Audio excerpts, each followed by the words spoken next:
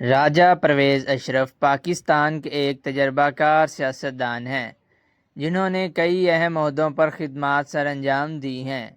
ان کا تعلق Pakistan Peoples party سے ہے۔ ان کی سیاسی زندگی کا ایک تفصیلی جائزہ درج ذیل ہے۔ دوستو، اگر ہم ان کی ابتدائی زندگی اور تعلیم کی بات کریں تو راجہ پرویز اشرف 26 دسمبر 1950 کو سندھ کے شہر سانگڑ میں پیدا ہوئے۔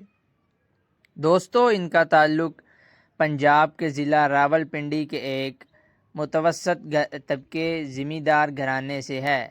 دوستو، انہوں نے 1970 میں جامعہ سندھ سے گریجویشن مکمل کی اور سیاست میں آنے سے پہلے زراعت کے شعبہ سے وابستہ رہے۔ اگر ہم ان کی سیاسی زندگی کی بات کریں تو راجہ پرویز اشرف نے پاکستان پیپلز پارٹی کے پلیٹ فارم سے سیاست میں قدم رکھا۔ دوستو، وہ ضلع راولپنڈی میں پاکستان پیپلز پارٹی کے ایک وفادار اور اہم رہنما کے طور پر جانے جاتے ہیں۔ انہوں نے 1990، 1993 اور 1997 کے عام انتخابات میں حصہ لیا لیکن کامیاب نہیں ہو سکے۔ دوستو، یہ 2002 کے انتخابات میں پہلی دفعہ رکن قومی اسمبلی منتخب ہوئے۔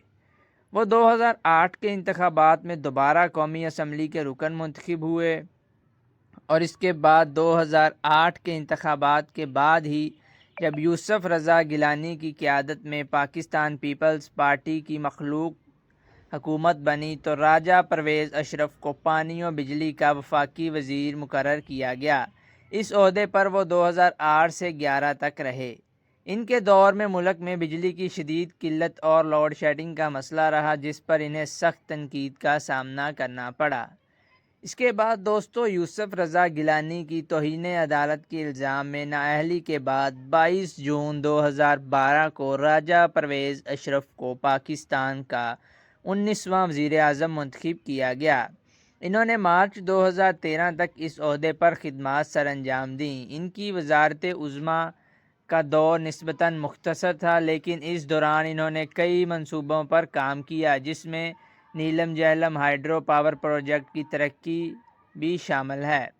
دوستو، اپریل 2022 میں راجہ پرویز اشرف کو قومی اسمبلی کا اسپیکر منتخب کیا گیا۔ انہوں نے 16 اپریل 2022 سے 1 مارچ 2024 تک اس عہدے پر فائز رہے۔ وہ پاکستان ڈیموکریٹک موومنٹ PDM کے سینئر نائب صدر کے طور پر بھی خدمات سر انجام دے چکے ہیں۔